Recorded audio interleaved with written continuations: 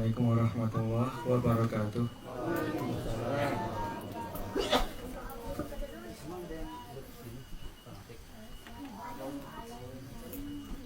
Alhamdulillah, wassalatu wassalamu ala rasulillah wa ala alihi wa sahbihi wa man wala. Nasyhadu an la ilaha illallah wa anna muhammadan abduhu wa rasuluhu la nabiyya ba'da. Ikhwah fillah rahimani wa rahimakumullah. Saudara-saudariku yang semoga senantiasa dirahmati Allah, yang ada di Tanah Uzlah, Madawiyah, Bukit Lebar Ciater, yang ada di rumah dan dimanapun berada, kita memuji kepada Allah karena dengan rahmatnya, dengan pertolongannya, kembali kita dipertemukan dalam majelis kuliah sore di Masjid Al-Mahdi Tanah Uzlah, Bukit Lebar. Ini adalah karunia dari Allah yang luar biasa. Maka semoga Allah selalu membimbing kita untuk senantiasa mensyukurinya. Kuliah sore lebih kepada penguatan internal, meskipun tidak menutup pintu juga bagi eksternal. Dan kali ini kita masih dalam judul mereka, para sahabat radhiyallahu anhum, cinta Allah, mahabbatullah, karena mereka mengenal Allah, ma'rifatullah. Maka mari mengenal Allah melalui hadis-hadis Rasulullah Sallallahu Alaihi Wasallam. Sebagaimana dahulu para sahabat radhiyallahu anhum mengenal Allah juga melalui hadis-hadis yang mulia Rasulullah Sallallahu Alaihi Wasallam. Sub bahasan kali ini adalah hadis al-bitaqah. Hadis al-bitaqah, kartu la ilaha illallah, berkaitan tentang seorang hamba yang diberikan kebebasan oleh Allah dari api neraka disebabkan kemurnian tauhid dari hamba tersebut.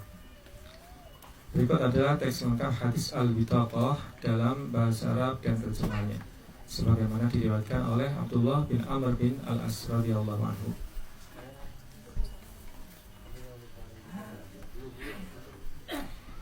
Inna Allah sayukhalis rajulan min ummati ala ru'usil khalaiqi yaumal qiyamah fa yansuru alaihi tis'atan wa tis'ina sijilan kullu sijilin mislu madil basar summa yaqulu atunkiru min hadha syai'an adzalla maka katabati al-hafidh fayaqulu la ya rabbi fayaqulu afalaka udun fayaqulu la ya rabbi fayaqulu bala innalaka indana hasanatan wa innahu la dzulma alaika al-yawm fatukhraju bitaqatun fiha asyhadu an la ilaha illallah wa asyhadu anna muhammadan abduhu wa rasuluh fayaqulu uhdur wasnaka fayaqulu ya rabbi ma hadhil bitaqah ma hadhihi sijilah fayaqulu fa innaka la tudlamu fatudau sijilatu fi kifatin wal bitaqatu fi kifatin fatasyati sijilatu wa saqulatil bitaqah fala yadhkulu ma'asmillahi syai'un.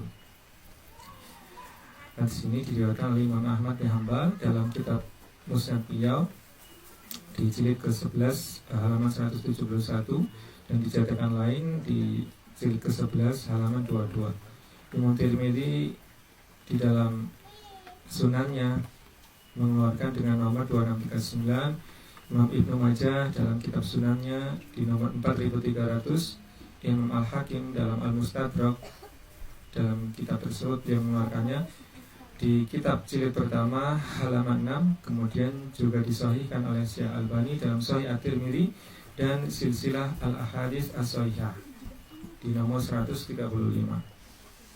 Dan di kitab yang disusun ulang oleh Syekh Masyhur Hasan Al-Salman ini ada di jilid ketiga di nomor hadis 2539.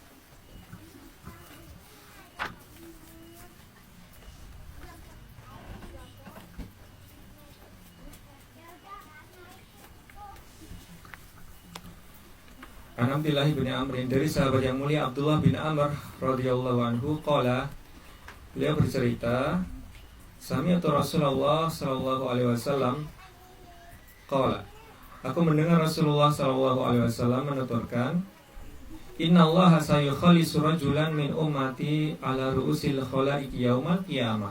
Sesungguhnya Allah Azza wa Jalla akan membersihkan salah seorang dari umatku di hadapan sekalian makhluk pada hari kiamat. Fayansyuru alaihi tis'atan wa tis'ina sijilan. Allah membentangkan 99 buku berukuran besar, lembaran-lembaran catatan berukuran besar untuknya. Kullu sijilin mislu madil basar, yang mana setiap buku besar itu tebalnya adalah sejauh mata memandang. Tebal setiap lembaran tersebut adalah sejauh mata memandang. Summa yaqulu, kemudian Allah berfirman bertanya kepada hamba tersebut, Atunkiru min hadza syai'an, apakah kamu memungkiri dari catatan ini? Ada sedikit saja yang kamu ingkari. Adzala maka kata badi al-hafidun, apakah para malaikat pencatatku menzolimimu? Fayaqulu, maka hamba tersebut menjawab, la ya Rabbi, tidak wahai Rabbku. Fayaqulu, maka Allah bertanya kembali, afalaka uzrun? Kalau begitu, apa kamu punya uzur? Apa kamu punya alasan untuk dikemukakan di hadapanku? Maka hamba tersebut menjawab, fayaqulu la ya Rabbi. Hamba tersebut menjawab, tidak wahai Rabbku. Dia tidak memungkiri dari sedikit pun catatan amalan keburukan yang dipaparkan di hadapannya. Dia juga tidak mengajukan alasan di hadapan Allah Subhanahu wa ta'ala. Fayaqulu, maka bagaimana jawaban Allah kemudian? Maka Allah berkata, bala innalaka indana hasanatan. Ya, memang begitu. Akan tapi bahkan sesungguhnya engkau memiliki satu kebaikan di sisi kami. Fa innahu la dzulma 'alaika al-yaum, dan sungguh engkau tidak akan dizolimi pada hari ini.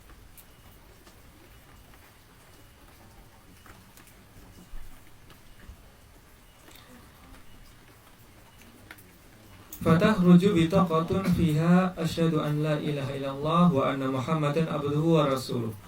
Maka dikeluarkanlah di hadapannya sebuah bitaqah, sebuah kartu kecil yang di dalamnya tertulis 2 kalimat syahadah.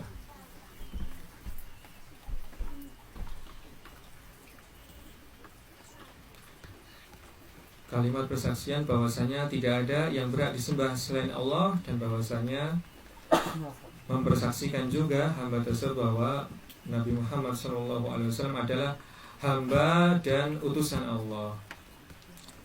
Kemudian apa yang terjadi? Fayaqulu, Allah berfirman, Uhdhur waznaka, hadirlah kamu ke timbanganmu. Jadi diminta supaya hamba itu hadir di hadapan timbangan amalnya. Fayaqulu ma hadhil bitaqa ma hadhi sijilat. Ya Allah, wahai Rabbku, apa artinya kartu ini? Kartu, selembar kartu yang bertuliskan persaksian 2 kalimat syahadat tersebut apabila dibandingkan dengan catatan-catatan dosaku ini, yang mana ada 99 lembaran, yang satu lembarannya itu kalau dilihat itu sejauh mata memandang. Begitu, setiap lembaran kitab catatan keburukan itu adalah sejauh mata memandang. Belum lagi dikali 99 kali. Begitu. Maka Allah berfirman, faqala innaka la tuzlamu, sungguh engkau tidak akan dizolimi. Qala, kemudian perawi melanjutkan, fatudau sijillatu fi kifatin, maka diletakkanlah buku-buku besar itu, lembaran-lembaran catatan itu di satu sisi timbangan, wal bitaqatu fi kifatin, dan selembar kartu itu juga diletakkan di sisi lain. Apa yang terjadi? Fa tasyatis sijillatu wa saqulatil bitaqah, maka catatan-catatan dosa itu menjadi ringan, yang 99 itu menjadi ringan, dan kartu itu menjadi berat. Fala yasqulu ma'asmillahi syai'un, karena tidak ada sesuatu pun yang bisa mengalahkan beratnya nama Allah, yakni ketika seorang hamba mentauhidkan Allah dengan tauhid murni, dengan tauhid dari Allah. Hadis riwayat At-Tirmidzi, Ibnu Majah, Al-Hakim, dan Ahmad. Sedikit catatan, sijilun adalah lembaran catatan. Dan dalam hadis ini menunjukkan betapa banyaknya dosa orang tersebut. Sampai-sampai yang 99 itu satu lembarannya saja, satu buku besarnya saja tebalnya sejauh mata memandang. Luar biasa. Memang di dalam Al-Quran diisyaratkan la yughadiru shaghiratan wala kabiratan illa ahsaha.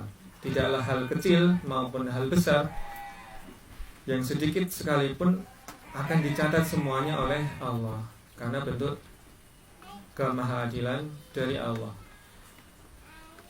Bitokoh adalah kartu kecil.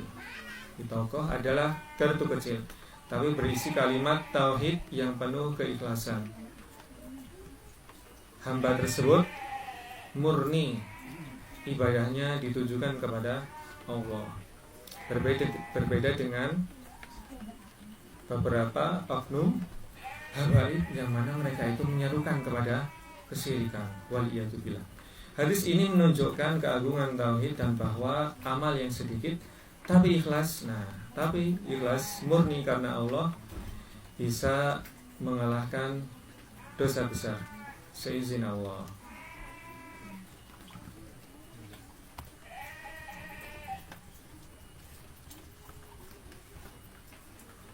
Seperti biasa kita masuk kepada 40 faidah, 40 pelajaran yang bisa kita petik faidahnya dari hadis tersebut.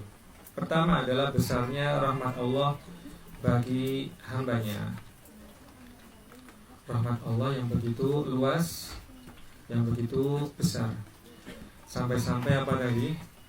Selembar kartu saja, kalau memang itu asli, keimanannya diterima di sisi Allah sebagai tauhid yang murni di hadapan Allah, di hadapan Rabb semesta alam, maka menggugurkan dosa-dosa yang begitu banyaknya yang tidak bisa kita bayangkan. Sekali lagi, 1 dari 99 buku besar yang termaktub di dalamnya catatan keburukan itu masih lebih ringan apabila dibandingkan dengan besarnya, bobotnya rahmat Allah yang terkandung di dalam kartu persaksian yang murni dari la ilaha illallah dan Muhammadur Rasulullah.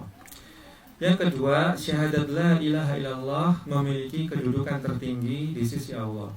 Dan ini masyhur dan semakin menancap ke dalam hati insyaallah ketika kita telah dimudahkan oleh Allah untuk menetap di tanah usilah ini. Yang ketiga, keikhlasan dalam tauhid dapat menghapus dosa sebesar apapun. Keikhlasan dalam tauhid dapat menghapus dosa sebesar apapun, begitu. Ini sudah dijanjikan oleh Allah melalui hadis-hadis yang banyak tersebar di dalam kutubul hadis, kitab-kitab hadis yang mulia yang diriwayatkan dari Nabi Shallallahu Alaihi Wasallam. Nomor 4, timbangan amal itu benar-benar ada pada hari kiamat. Timbangan amal itu benar-benar ada pada hari kiamat. Terkadang yang ditimbang itu adalah amalannya, terkadang juga bagian anggota dari hamba tersebut. Misalkan kakinya Ibnu Mas'ud radhiyallahu anhu disampaikan oleh Nabi Shallallahu Alaihi Wasallam, di dunia ini tuh kelihatan kecil, kelihatan kerempeng kakinya sahabat yang mulia Abdullah bin Mas'ud radhiyallahu anhu. Akan tapi di sisi Allah kelak di hari kiamat, kakinya itu kalau ditimbang dengan gunung Uhud saya lebih berat timbangan kebaikannya kaki Abdullah bin Mas'ud radhiyallahu anhu. Begitu. Kemudian yang kelima, bahwasanya Allah tidak menzalimi hambanya sedikit pun. Allah tidak menzalimi hambanya sedikit pun. Sebagaimana yang Allah firmankan tadi di hadis qudsi tadi, la zulma alaikal yaum. Tidak ada kezaliman yang ditimpakan kepadamu sedikit pun pada hari ini. pada hari di mana semua manusia akan diadili seadil-adilnya dengan keadilan yang sempurna, dengan sempurnanya kasih sayang Allah juga begitu, terutama kepada orang-orang yang beriman. Dan telah kita bahas bersama bahwasanya sifat Rahman, sifat pengasihnya Allah, maka itu berlaku bagi hamba-hamba Allah, baik itu beriman maupun tidak beriman sekalipun. Orang-orang kafir sedikit pun akan diberikan bagian dari sifat kasihnya Allah. Akan tapi sifat penyayangnya Allah, sifat rahimnya Allah masih akan ada di hari kiamat hanya untuk orang-orang yang beriman, yang mentauhidkan Allah. Dan apabila dia berlaku dosa besar, itu pun akan ditimbang juga oleh Allah, atau bahkan Allah akan mengampuninya sama sekali apabila Allah memandang tauhidnya sebagai tauhid murni. Masya Allah. Itulah pentingnya selalu dan selalu membahas tauhid. Begitu. Disertai juga dengan pembahasan tentang fikih, muamalah dan yang semacamnya. Kemudian yang keenam, setiap amal manusia dicatat dengan detail oleh malaikat. Nah gitu ya. Sampai-sampai nggak tahu itu catatannya itu sebesar apa juga tulisannya. Tapi yang digambarkan oleh Nabi Shallallahu Alaihi Wasallam dari 99 buku besar catatan amal keburukan itu, setiap satu buku besar, setiap satu lembaran itu tebalnya sejauh mata memandang. Berarti pandangan mata yang sedemikian jauhnya dikalikan 99, itu pun untuk menggambarkan betapa luar biasanya amalan keburukan yang dilakukan oleh hamba tersebut ketika di dunia. Akan tapi dia memurnikan tauhidnya, dia mempersembahkan segalanya demi Allah, mempersembahkan segalanya demi Allah ketika dia dikaruniai kehidupan oleh Allah di dunia yang fana ini. Dan buahnya tauhid murni tadi, satu lembar kartu saja yang diterima Allah, maka itu sudah cukup sebagai rahmat Allah memasukkannya ke dalam jannah, sebuah tiket VIP untuk memandang wajah Allah yang mulia di surga. Masya Allah. Nomor 7, catatan amal dosa itu sangatlah banyak, bisa memenuhi mata memandang, bisa memenuhi pandangan mata, bahkan ketika di akhirat kelak, tentang catatan amal dosa dari seorang hamba. Yang kedelapan, Allah tetap memberikan kesempatan pembelaan pada hamba di akhirat. Nah ini ya, di antara bentuk keadilan sekaligus kasih sayangnya Allah, Allah masih memberikan kesempatan bagi seorang hamba, barangkali dia mau mengajukan udzur di hadapan Allah. Kalau hamba tersebut ingin mengajukan alasan di hadapan Allah, tapi karena saking jujurnya juga hamba yang tadi, dia mengatakan dengan penuh kerendahan diri di hadapan Allah bahwa dia merasa tidak pantas untuk mengajukan alasan apapun di hadapan Rabb semesta alam, di hadapan Rabb yang maha agung, Allah yang selalu memberikan kenikmatan kepadanya ketika ada di dunia yang fana ini. 9, kejujuran. Nah, kejujuran ya kan? Kejujuran di hadapan Allah itu lebih utama daripada berdalih, daripada hendak mengemukakan alasan A, B, C, D, tapi bilang saja jujur, begitu. Sebagaimana kalau kita membahas tentang kejujuran, kita akan teringat kalau di masa lalu, teringat kepada Nabi Shallallahu Alaihi Wasallam dan para sahabat radhiyallahu anhum.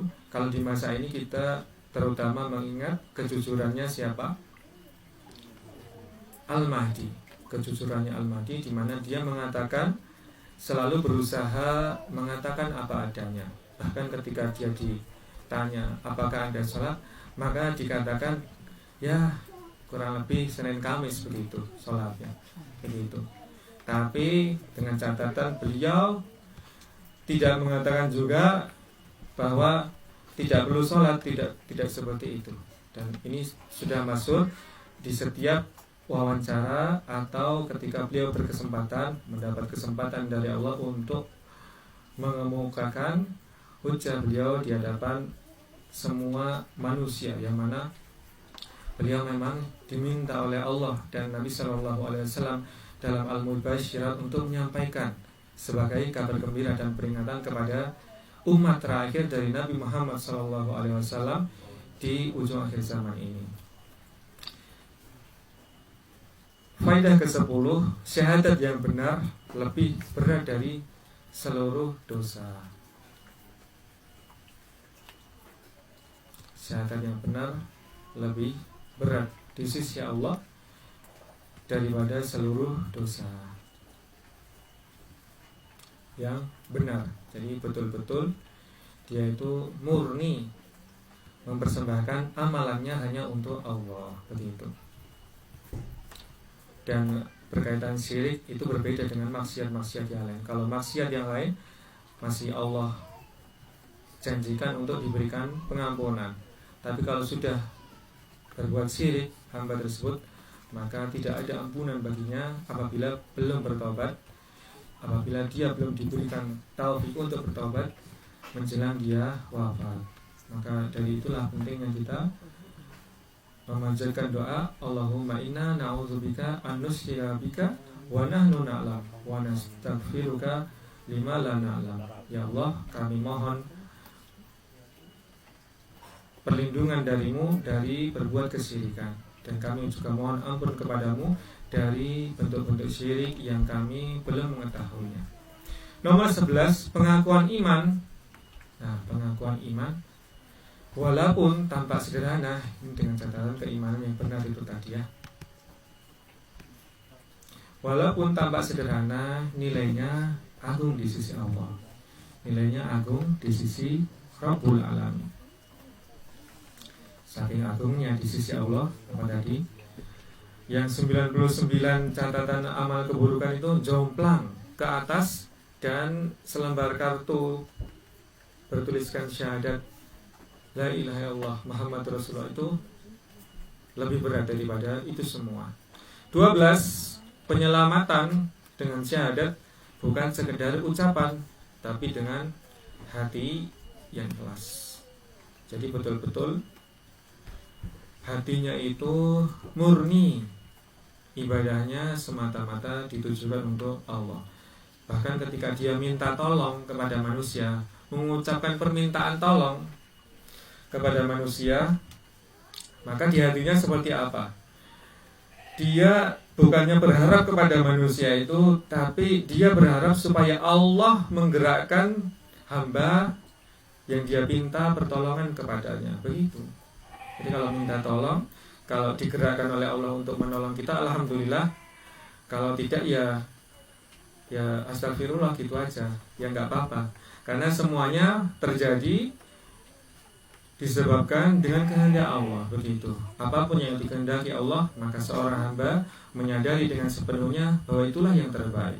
Jadi dia tidak mengharapkan sedikit pun kepada makhluk, sebagaimana yang telah dibahas pada perjumpaan tadabbur dan kuliah sore sebelumnya. 13. Ada sebagian manusia yang selamat itu semata karena sebab tauhidnya di hadapan Allah, begitu. Dia dikaruniai tauhid murni oleh Allah, sehingga dengan itulah Allah menyelamatkan dia, begitu. Dia diselamatkan oleh Allah bersamaan dengan dosa-dosanya yang luar biasa banyaknya, begitu. Sampai-sampai malaikat pencatat itu mengumpulkan 99 lembaran, 99 buku besar, yang setiap buku besar itu sejauh mata memandang tadi, luar biasa. 14. Dosa sebesar apapun tetap dalam kekuasaan Allah untuk diampuni. Tetap dalam kekuasaan Allah untuk diampuni. Sebagaimana pada hadis yang lain, dengan sebab keadilan Allah juga, maka tetap saja ahli tauhid ada juga yang masih masuk ke dalam neraka disebabkan dosa-dosanya itu betul-betul perlu untuk disucikan dulu di dalam api neraka, wal iyadzubillah. Maka dari itulah, sebesar apapun kesempatan yang Allah berikan, maka jangan sampai menyepelekan sedikit pun dosa yang bisa saja kita lakukan, begitu. Selalu ingat Allah. Solusinya selalu mengingat bahwa kita adalah hamba Allah, maka yang baik dari hamba itu, bagaimana Rabbnya ridho, begitu. Nomor 15, syirik adalah dosa terbesar yang tidak terhapus kecuali dengan taubat. Kecuali dengan taubat. Ini bagi dosa syirik. Kalau yang lain, meskipun hamba itu belum sempat untuk bertaubat, maka Allah menjanjikan ampunan selama dosa tersebut bukanlah kesyirikan, selama dosa tersebut tidak berkaitan dengan persekutuan kepada Allah, menyekutukan Allah dengan sesuatu apapun di muka bumi. Dan semua yang kita lihat itu sebagai ujian bagi kita, apakah kita menyekutukan Allah dengan yang kita lihat atau tidak, begitu ya.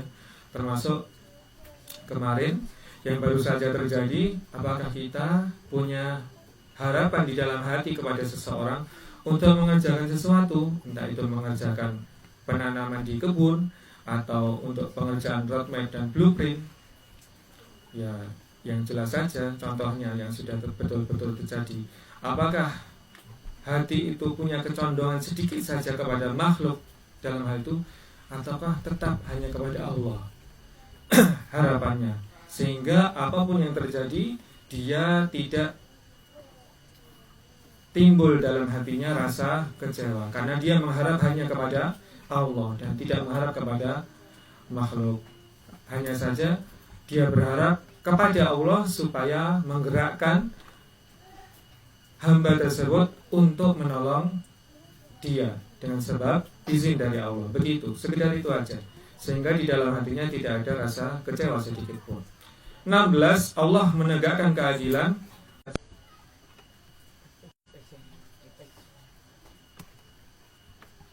yang dia dikaruniai oleh Allah kemurnian tauhid, kemudian amalan dosanya tidak terhapus begitu saja, tapi tetap ada, tidak dihapus sembarangan seperti yang tadi. Sebagai bentuk apa tadi? Kemahadilan Allah, begitu. Akan tapi karena kesempurnaan rahmat Allah, kasih sayangnya Allah kepada orang yang beriman, tetap dosa tersebut dihapuskan oleh Allah karena hamba tersebut telah memenuhi hak Allah berupa tauhid. Hak Allah berupa tauhid. 19, keimanan dan tauhid menjadi pembeda antara mukmin dan kafir. Keimanan dan tauhid menjadi pembeda antara mukmin dan kafir. Sebagaimana yang disampaikan oleh Nabi Shallallahu Alaihi Wasallam, bahwa saja orang-orang Yahudi dan Nasrani apabila tidak bersaksi bahwasanya Nabi Muhammad SAW adalah utusan Allah, maka Allah tidak menerima pengakuan keimanan mereka, begitu. Makanya tadi selembar kartunya bertuliskan persaksian syahadat la ilaha illallah Muhammadun Rasulullah. 20, Allah menampakkan amal hamba di hadapan seluruh makhluk kelak, begitu. Ada di antara hamba hisabnya, pemaparan amalannya itu ditutupi oleh Allah. Jadi dosa-dosanya, aib-aibnya ditutupi, kemudian diampuni oleh Allah dan dia dimasukkan ke dalam surga. Akan tapi ini termasuk hamba yang dikaruniakan sebutir keistimewaan dari Allah, sehingga ditampakkan dulu semua dosanya di hadapan makhluk, akan tapi Allah juga di hadapan seluruh makhluk juga menghapus semua catatan dosa, supaya semua hamba itu mengetahui bahwa tauhidlah yang Allah kehendaki ketika mereka dahulu ada di dunia yang fana ini. Dan ini juga akan menjadi penyesalan bagi orang-orang yang kafir, orang-orang yang menyekutukan Allah kelak di hari kiamat, gara-gara mereka tidak mau untuk mendengarkan utusan. Kenapa mereka tidak mendengarkan utusan hingga mereka diwafatkan oleh Allah?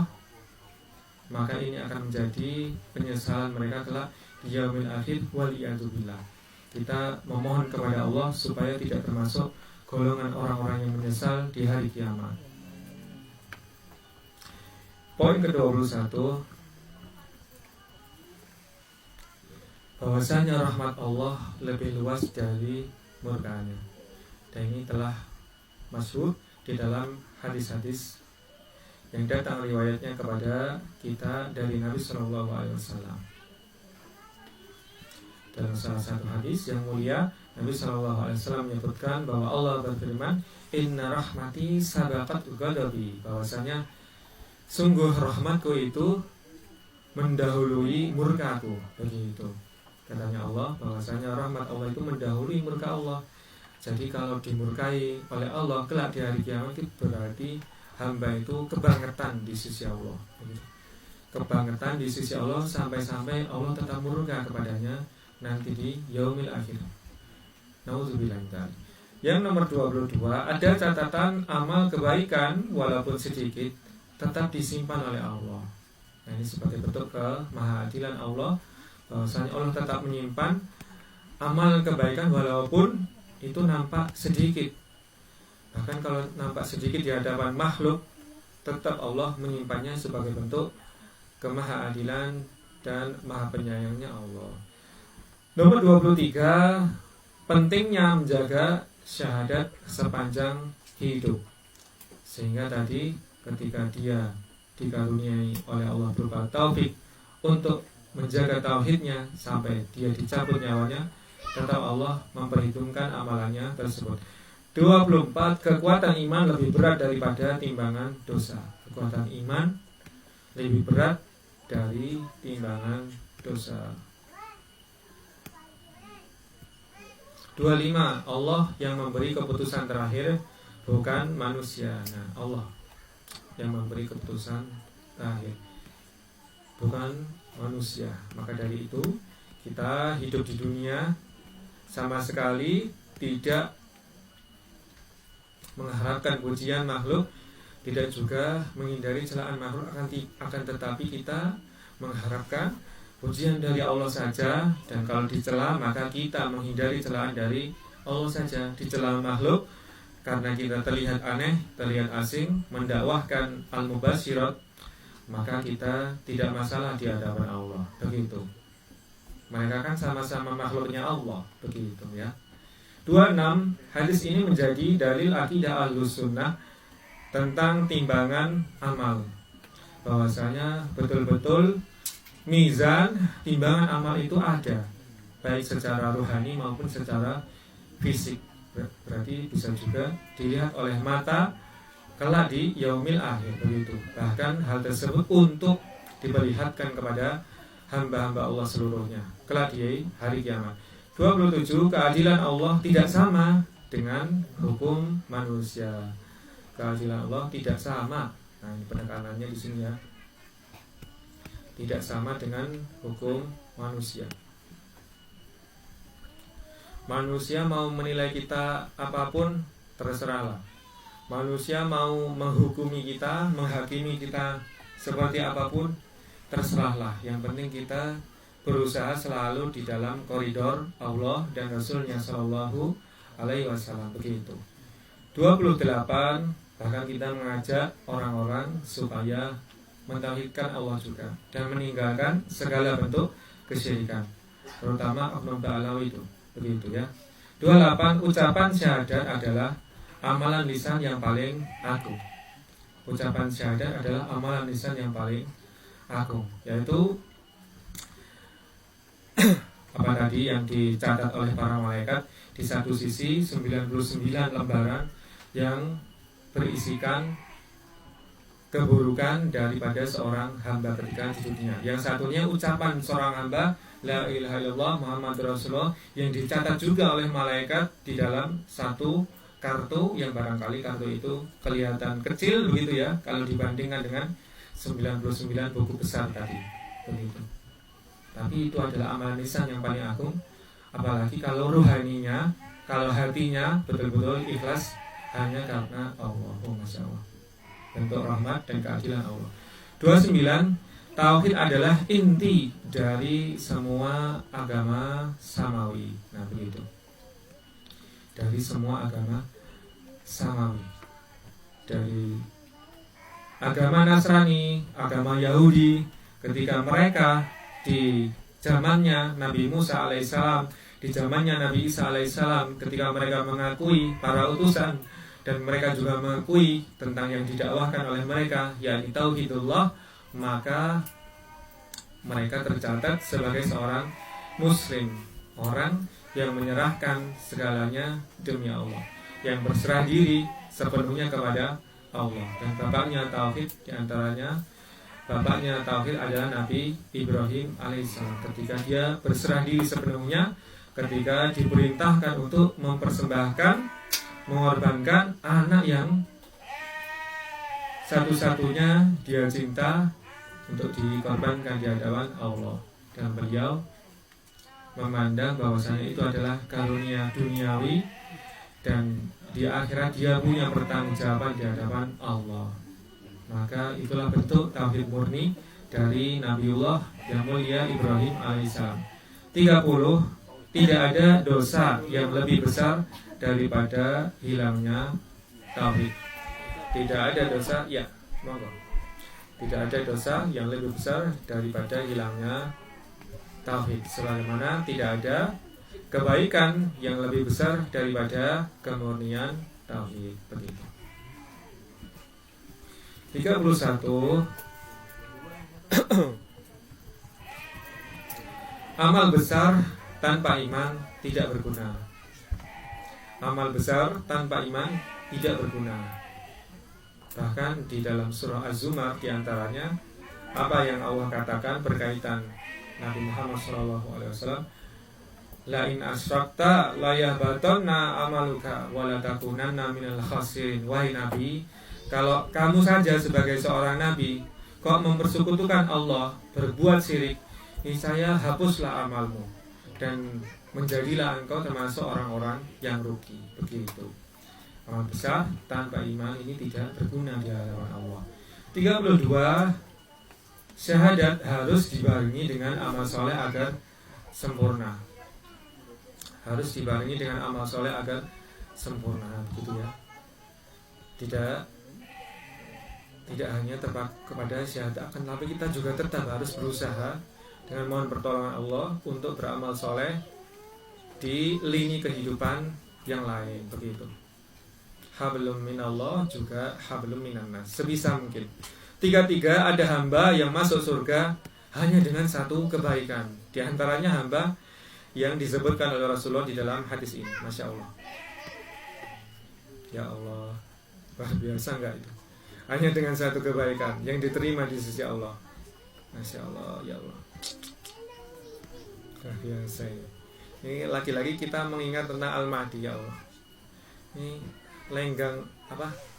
melenggangnya Al-Mahdi di muka bumi ini dengan segala keterbatasan beliau, Masya Allah ya. Tapi di hatinya itulah yang Allah paling mengetahui, Masya Allah. Kemurnian hatinya hanya karena Allah.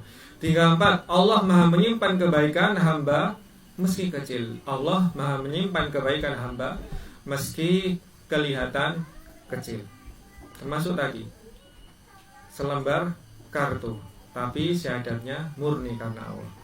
35. Amal dosa bisa menutup pandangan manusia, tapi tidak di sisi Allah. Bisa menutup pandangan manusia, dosa-dosa yang begitu banyaknya tadi, tapi di sisi Allah, Allah maha besar. Allah maha besar ampunannya, maha besar lautan kasih sayangnya. 36. Syahadat menjadi kunci yang membuka pintu ampunan. Menjadi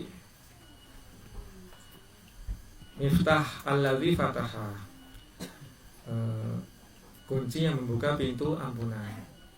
37. Hadis ini memotivasi untuk memperbanyak zikir syahadat. Tentu saja. 38. Mengingatkan kita untuk tidak meremehkan tauhid. Ini adalah hak Allah yang tertinggi, bahwasanya Allah itu menciptakan kita untuk kita hanya mempersembahkan segalanya demi Dia. Wa ma khalaqtul jinna wal insa illa liya'budun. Dan tidaklah aku ciptakan jin dan manusia melainkan supaya agar mereka menghamba, mentauhidkan aku. Begitu. Diriwayatkan dari Ibnu Abbas radhiyallahu anhuma bahwasanya liya'budun, menyembahku, beribadah kepadaku, ai liwahidun, yaitu untuk mentauhidkan aku. Begitu. Salah satu yang diriwayatkan dari sahabat yang mulia Abdullah bin Abbas radhiyallahu anhuma tentang untuk apa kita sebagai manusia hamba-hamba Allah ini diciptakan. 39, memberi harapan kepada pelaku dosa sebesar apapun, sebanyak apapun dosanya, agar tidak putus asa begitu. Meskipun di kehidupannya di masa lalu, di usia dia semenjak 5 tahun dia sudah menenggak minuman keras begitu banyaknya. Jadi kalau misalkan kalau di hadis yang tadi 99 buku besar itu sampai menutupi pandangan mata, barangkali dulu dia pernah menenggak minuman keras sampai apabila botol-botolnya dikumpulkan akan menutupi pandangan mata juga di dunia ini. Tapi tidak boleh berputus asa dari rahmatnya Allah. Yang Allah pinta dari hambanya itu sederhana. Ya Allah pinta dari hambanya itu sesederhana yang diungkapkan oleh Nabi SAW di dalam hadis yang barusan. Begitu ya. 40 menjadi dalil bahwa tauhid adalah sebab terbesar di sisi Allah berkaitan keselamatan hamba di akhirat. Menjadi dalil bahwa tauhid adalah sebab terbesar keselamatan seorang hamba di akhirat kelak. Alhamdulillah telah kita tamatkan 40 faedahnya. Sekarang mari kita beralih kepada 10 penjelasan ulama terdahulu. Oh, belum ya? Oke, ditulis saja dulu. Ya, tidak ditulis semuanya juga tidak mengapa. Kenapa? Karena paling tidak pernah mendengar sehingga sedikit banyak memberikan kesadaran yang terus-menerus di dalam hati, terutama berkaitan apa? Keutamaan tauhid tadi. Sekali lagi, saking luar biasanya tauhid di hadapan Allah sampai-sampai yang dalam tanda kutip hanya berbentuk selembar kartu saja, itu kalau betul-betul diterima di sisi Allah sudah bisa membuat lembaran-lembaran yang besar dan berat itu menjadi ringan dan terhapus itu di hadapan Allah. Bahkan Allah menjadikan tauhid murninya itu sebagai salah satu amalan yang menjadi saksi di hadapan seluruh makhluk, di hadapan Allah. Begitu. Baik, 10 penjelasan ulama terdahulu. Imam Tirmidzi meriwayatkan hadis ini dan menegaskan keutamaannya. Imam Ahmad bin Hanbal menyebut hadis ini sebagai dalil kuat tentang tauhid. Al-Imam Al-Hakim dan Al-Mustadrak beliau menilai hadis ini sahih sesuai syarat Bukhari Muslim. Ibnu Rajab Al-Hambali dalam kitabnya Jami'ul Ulum wal Hikam menafsirkan bahwa syahadat yang ikhlas menghancurkan dosa besar begitu. Dari yang beliau pahami dari pemahaman yang Allah karuniakan kepada beliau bahwasanya syahadat yang ikhlas menghancurkan dosa besar. Yang kelima, Imam Ibnu Hajar Al-Asqalani rahimahullah dalam Fathul Bari menyebut hadis ini sebagai dalil tentang beratnya tauhid. Imam Adz-Dzahabi menjelaskan bahwa dosa besar bisa tertutupi oleh tauhid di dalam Al-Kabair, di dalam kitab beliau yang mencantumkan tentang dosa-dosa besar. Tentunya beliau menyebut di dalamnya dosa besar berupa dosa terbesar yakni kesyirikan.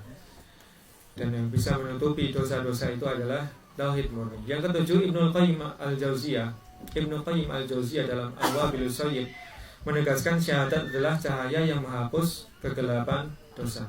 Imam As-Suyuti menyebut hadis ini sebagai hujjah rahmat Allah, sebagai hujjah rahmat Allah yang sedemikian agungnya sampai-sampai jika selembar kartu saja diterima di sisi Allah, itu akan membuat ringan semua dosa yang lain di hadapan Allah.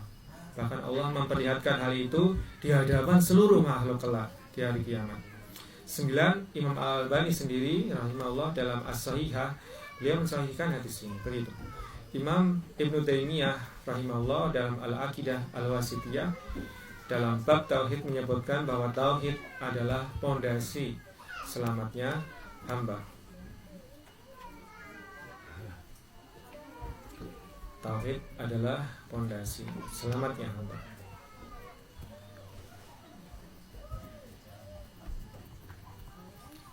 Berikutnya, contoh penerapan dalam kehidupan nyata: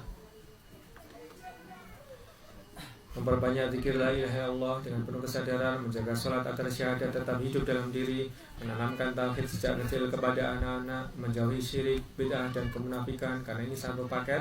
5. Berdoa dengan penuh tawakal hanya kepada Allah, yang telah kita bahas.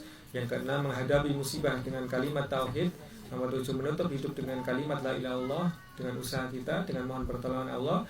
Yang ke-8, mengajarkan kalimat tauhid di masyarakat sebagai dakwah utama, sebagaimana dahulu para nabi dan orang-orang yang mengikutinya mendakwahkan tauhid sebagai prioritas pertama dan utama, sebagai prioritas pertama dan utama di dalam dakwah. Begitu. 5. Faktor menghambat penerapan. Pertama, terhambat bisa jadi karena lemahnya pemahaman tentang makna tauhid. Yang kedua, kebiasaan masyarakat yang masih terikat syirik dan khurafat. Dan kita juga menyeru kepada kaum muhibbin supaya setidaknya berpikir ketika mendengar penyampaian seperti ini, begitu ya. Cinta dunia berlebihan hingga lalai dari syahadat. Cinta dunia berlebihan, padahal dunia ini adalah sesuatu yang sangatlah rendah di sisi Allah. Yang keempat, rendah dan sangat sedikit. Waalaikumsalam warahmatullahi wabarakatuh. Rendah, sangat sedikit dan sangat sebentar jika dibandingkan dengan kekekalan yang Allah janjikan di akhirat. Yang keempat, pengaruh lingkungan yang rusak, media, pergaulan dan sebagainya. Maka dari itu kita berusaha di sini menghindarinya dalam bentuk uzlah dan rentetan amalan yang menyertainya. 5. Kurangnya pembinaan iman dan dakwah tauhid. Maka dari itu di sini kita selalu berusaha dalam pembinaan iman dan dakwah tauhid. Kemudian di antara solusi untuk mengatasi hambatan yang telah disebutkan tadi, mempelajari akidah yang benar berdasarkan Quran dan Sunnah, di antaranya ketika kajian pada subuh yang rutin, alhamdulillah kita rutinkan dengan pertolongan Allah. Yang kedua, menghidupkan majelis ilmu tentang tauhid, ini juga senada. 3. Membiasakan zikir syahadat setiap hari, di antaranya adalah zikir pagi petang, yang mana di antaranya zikir la ilaha illallah wahdahu la syarikalah lahul mulku wa lahul hamdu wa huwa ala kulli syai'in qadir. Yang keempat, menyebarkan dakwah tauhid dengan hikmah, dan ini yang juga kita selalu berusaha untuknya. Kelima, menanamkan rasa takut kepada Allah dan harapan pada rahmatnya.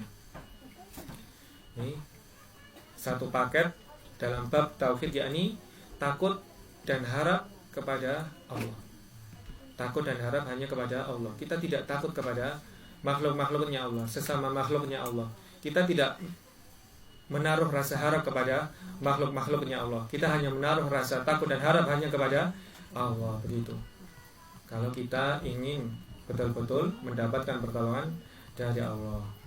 Sekali lagi seperti mimpinya Mas Dedi ya, tawakal, biarin aja.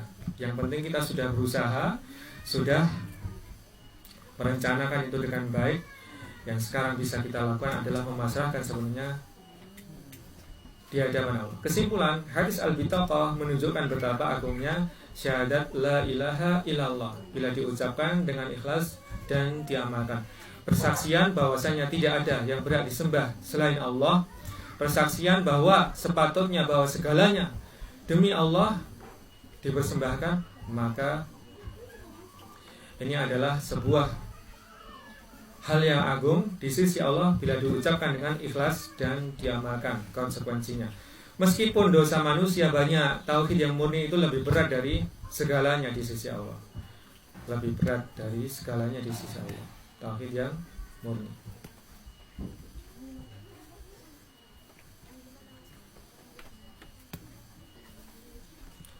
Namun syahadat bukan hanya ucapan. Syahadat bukan hanya ucapan, pasti tercermin dari tindakan. Bukan hanya ucapan, tapi pasti juga tercermin dalam tindakan. Harus dibarengi iman dan amal soleh. tidak hanya di lisan tapi betul-betul keimanan yang tertancap kuat dalam dada, dan juga amal soleh yang dimudahkan oleh Allah, dan selalu kita minta kepada Allah untuk dimudahkan dalam penerapannya. Hadis ini mengajarkan keseimbangan antara takut akan dosa yang kita lakukan dan harapan pada rahmat Allah. Sebagaimana yang juga diingatkan oleh Nabi SAW, apabila dosa-dosa kecil disepelekan, nanti lama-lama menjadi seperti kayu bakar yang dikumpulkan. Kalau disulut api, niscaya itu bisa menjadi tumpukan kayu yang membakar dengan sedemikian hebatnya. Itulah pentingnya untuk tidak menyepelekan dosa, sehingga seorang mukmin senantiasa berpegang teguh pada tauhid dan tidak berputus asa dari ampunan Allah. Ikhwafillah rahimani rahimakumullah, demikianlah yang Allah mudahkan bagi kita untuk membahasnya bersama di kuliah sore kali ini. Semoga Allah mudahkan kita dan menakdirkan kita untuk bertauhid sepanjang hayat hingga Allah mewafatkan kita. Kali ini mari kita tutup dengan membaca bersama surah Al-Kahfi surah ke-18 di ayat pertama hingga ke-10. A'udzu billahi minasyaitonir rajim. Bismillahirrahmanirrahim. Alhamdulillahilladzi anzala 'ala 'abdihil kitaba wa lam yaj'al lahu 'iwaja qayyiman liyunzira ba'san syadidan min ladunhu wa yubashshiral mu'minina alladhina ya'maluna as-solihati anna lahum ajran hasana makithina fihi abada wa yunziral ladhina qalu ittakhadallahu walada ma lahum bihi min ilmin wala li'abaihim kaburat kalimatan takhruju min afwahihim yaquluna illa kadhiba fal'allaka bakhi'un nafsaka 'ala atharihim illam yu'minu bihadzal hadithi asafa inna ja'alna ma'alal ardi zinatan laha linabluwahum ayyuhum ahsanu amala wa inna laja'iluna ma'alaiha sa'idan juruza am hasibta anna ashabal kahfi warraqimi kanu min ayatina ajaba إذ أوى الفتية إلى الكهف فقالوا ربنا آتنا من لدنك رحمة وهيئ لنا من أمرنا رشدا. Jazakumullahu khairan. Terima kasih atas perhatian dan kerendahan hatinya. Mohon maaf atas kekurangan dan kekeliruan yang terjadi. Tolong diingatkan demi kebaikan bersama. Subhanakallahumma wa bihamdika asyhadu an la ilaha illa anta astaghfiruka wa atubu ilaik. Wassalamualaikum warahmatullahi wabarakatuh. Waalaikumsalam.